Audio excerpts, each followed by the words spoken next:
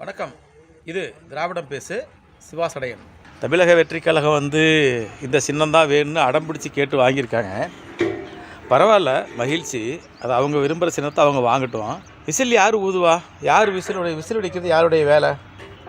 சின்ன பசங்க கையில் தான் இருக்கும். அப்போ சரியானதாக தேர்வு பண்ணி அந்த விசிலை கேட்டு வாங்கியிருக்காங்க.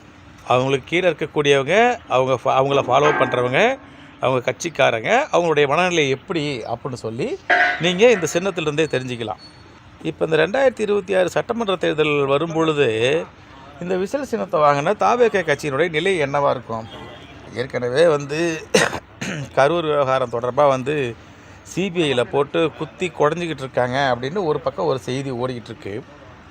அதில் வேறு நம்ம தாவேக 2026 சிஎம்மாக வரப்போகிறோன்னு கனவு கண்டுட்டு இருக்கிறவர் பார்த்திங்கன்னா பழியை மாற்றி ஆதவ் மேலேயும் அல்லது சிடிஆர் மேலேயும் புஷி மேலேயும் அங்கே கரூர் மாவட்ட செயலர் மதியழகன் மேலேயும் போட்டு தப்பிச்சு ஓடுறாரு அப்படிங்கிற மாதிரி ஒரு செய்தி உலாவிக்கிட்டு இருக்கு.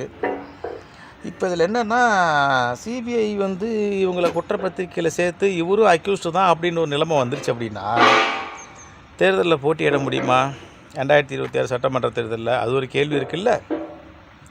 ரைட்டு, அப்படியே அவங்க போட்டியிடட்டும். இது ஜனநாயக நாடு, நம்ம வேண்டான்னு சொல்லலை. அது அவரவர் விருப்பம், அவரோட சுதந்திரம்.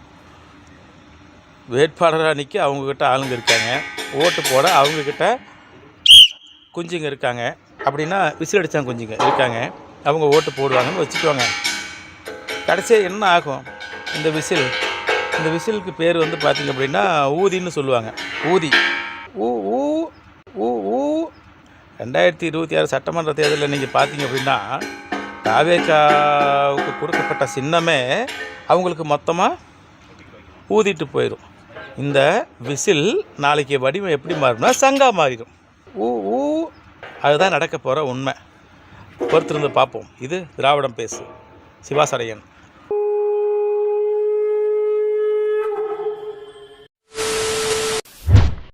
திராவிடம் பேசு.